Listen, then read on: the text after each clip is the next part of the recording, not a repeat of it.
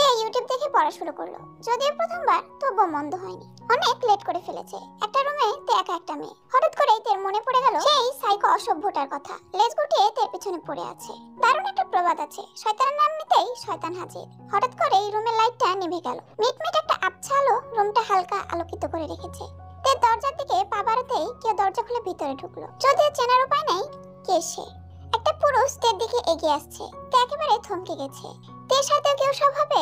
আজ সম্মানহানি হবে কি তার? তে ভয়ে লোকটির পাশ কাটিয়ে দৌড়ে দরজার কাছে পৌঁছে গেল। কিন্তু লাভ হলো না। বাইরের দিক থেকে দরজা বন্ধ। একটা পরিচিত কণ্ঠস্বর। এতক্ষণ যাই দরজা খোলার জন্য চেষ্টা চিৎকার করছিল, কিন্তু এখন এই লোকটির কণ্ঠস্বর শুনে তের গলার কণ্ঠস্বর হাওয়ায় অদৃশ্য হয়ে গেছে।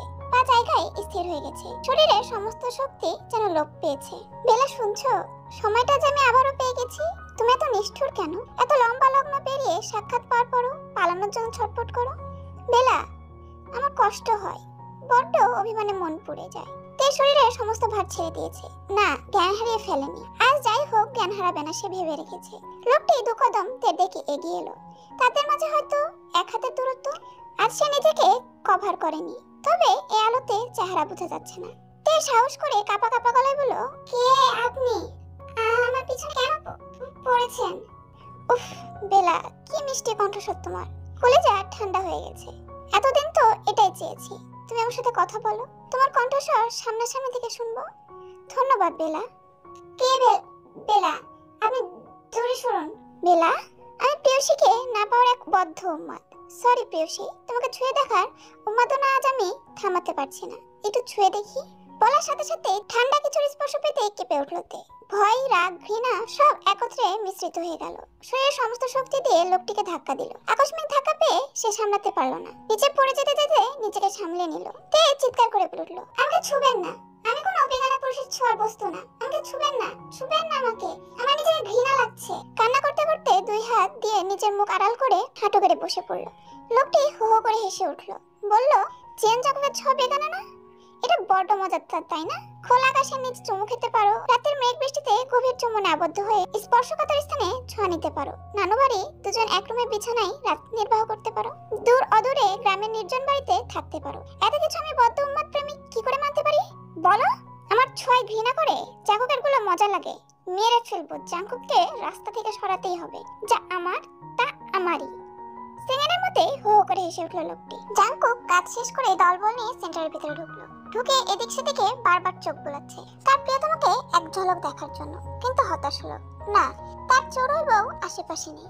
ঠিক এই সময় জিমিনকে দেখতে পেল। সে একবার এদিকে তো আরেকবার এদিকে কাকে যেন খুঁজছে। জাঙ্কুক জিমিনকে ডাক দিলে জিমিন এগিয়ে আসতেই জিজ্ঞেস করলো, তে কোথায়? তে তো সেন্টারের 2 নম্বর রুমে। আর ওয়াশরুমে যাওয়ার দরকার ছিল, তাই ওখানে গেছে। তুমি ওকে একা রেখে এখানে এসেছো কেন? এখানে কাকে খুঁজছো? এত হয়রান দেখাচ্ছে কেন তোমাকে?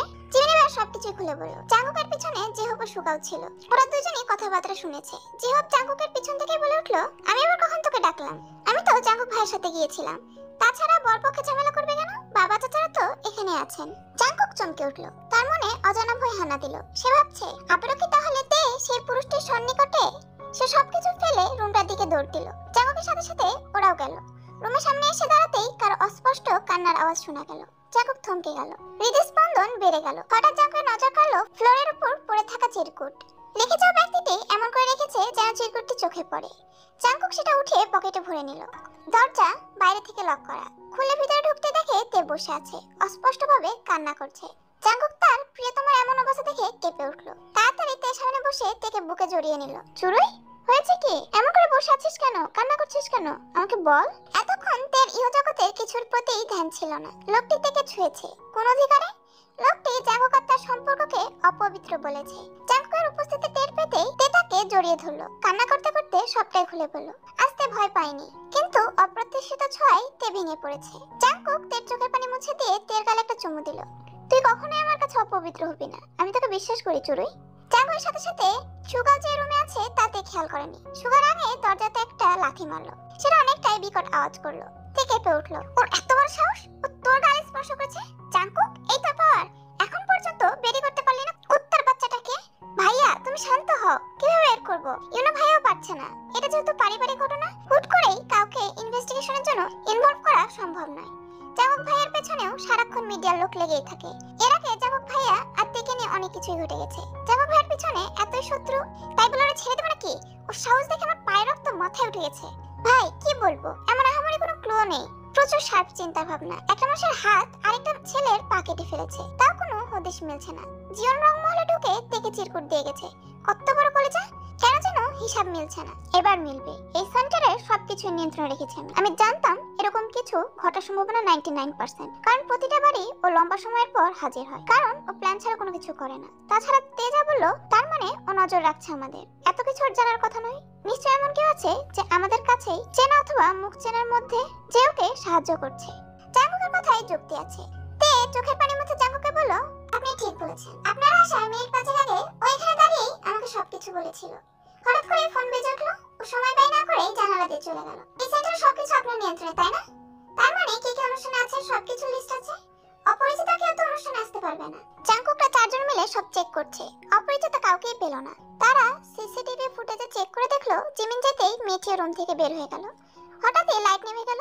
একজন পুরুষকে আবছা আবছা দেখা যাচ্ছে যে সে রুমে ঢুকলো। জাঙ্কুক সহ সবাই সেন্টারের বাইরে বের হয়ে গাড়িতে উঠে বসলো। সবকিছু তোর নিয়ন্ত্রণে থাকার পরেও যে ব্যক্তির এত বড় কলেজা, সে কোনো সাধারণ মাপের খেলোয়াড় না জাঙ্কুক। আমাদের আরো ভাবতে হবে। এ শুধু তের পিছনে নয়, আমাদের পরিবারের পেছনে পড়েছে। জাঙ্কুক মাথা নাড়িয়ে সায় দিল। এবার রহস্যটা কিছুটা খোলা খোলা লাগছে। হঠাৎ জাঙ্কুকের চিরকুটের কথা মনে পড়লো। জাঙ্কুক চিরকুটটা বের করলো, একবার পড়লো, সাথে সাথে রাগে গাড়িতে খুশি দিয়ে বসলো। সবাই চিরকুটটা নিয়ে পড়লো। বাকি 3 জনের মুখের ভাবভঙ্গিমা কঠিন হয়ে উঠলো। চিরকুটে লেখা, মিস্টার জিয়ন জাঙ্কুক, এটাই ফার্স্ট, এটাই লাস্ট ওয়ার্নিং দিলাম। আমার বেলা থেকে দূরে থাকবি। ঘড়ির কাঁটা টিকটিক, এবার নিশানা অন্য কোথাও করব না। আমি প্রিয়সীর পাগল বদ্ধ উন্মাদ প্রেমিক বলছি। গুলিটা পয়েন্ট ব্ল্যাঙ্ক থেকে তোর বুক বরাবর করব। বেলা শুধুই আমার, আর আমার জিনিস আমারই থাকে। শালা কুত্তার বাচ্চাটা শুধু পায় একবার, সাইবারে তোর পিছন দিয়ে বের করব।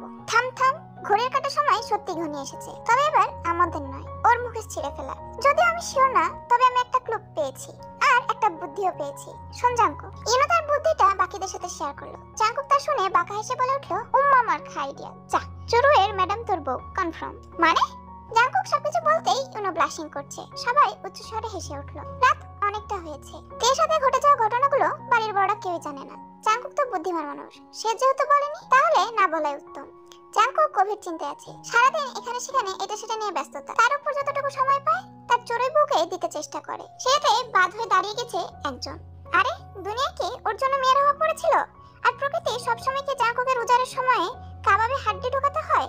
দূর, এ যন্ত্রণা আর সহ্য হচ্ছে না জাঙ্কুকে। একবার এটা তো আরেকবার ওটা, ক্লু মিলেও মিলছে না। রাগ হচ্ছে প্রচুর। আর জাঙ্কুকের মন ভালো নেই।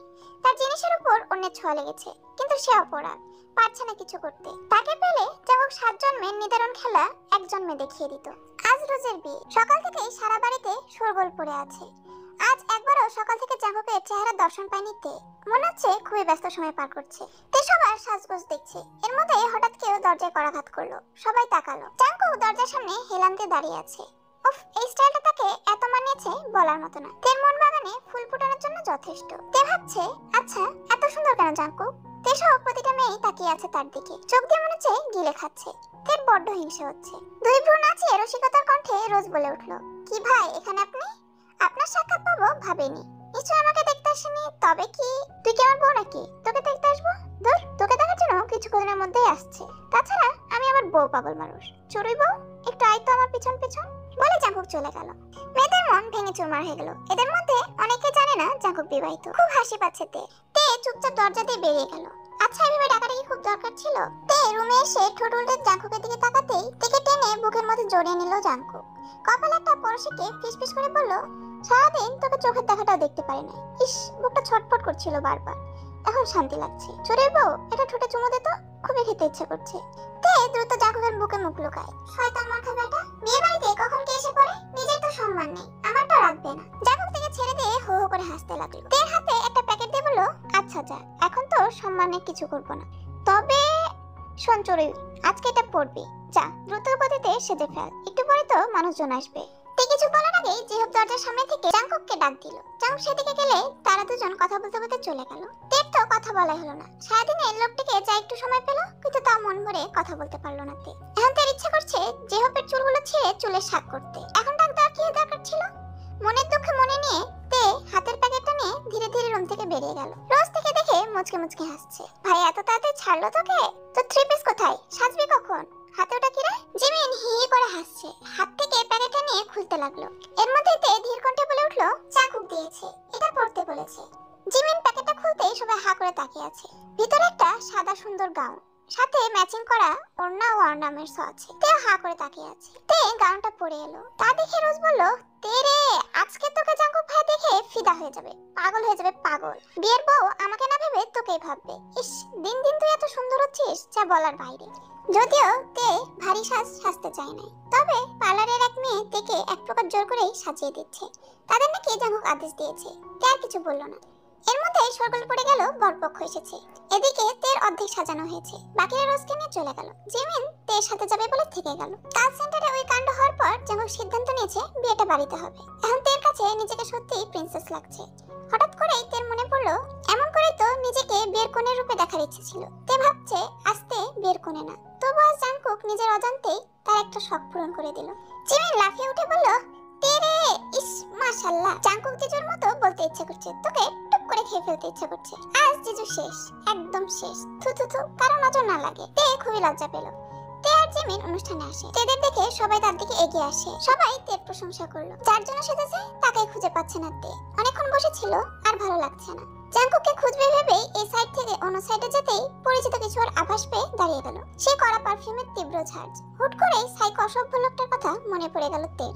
আশেপাশে তাকালো, অনেকেই দাঁড়িয়ে আছে। হঠাৎই নজর কাড়লো একজন সুদর্শন যুবক। তাকে দেখে তে মুগ্ধ চোখে তাকিয়ে রইল। যে কেউ দেখলেই 2-1 মিনিট তাকিয়ে থাকবে। এক কথায় রূপকথার রাজকুমার। তে এখানে জাঙ্কুকে খুঁজতে এসে এই ছেলের দিকে তাকিয়ে আছে। ছেলেরা মায়াময় হয়, তবে এতটা জানা ছিল না তে। হঠাৎ করেই ছেলেটা তের দিকে তাকালো। চোখে চোখ পড়তেই তে চোখ সরিয়ে ফেললো, আর চোখে তাকালো। ছেলেটির ঠোঁটে বাঁকা হাসি।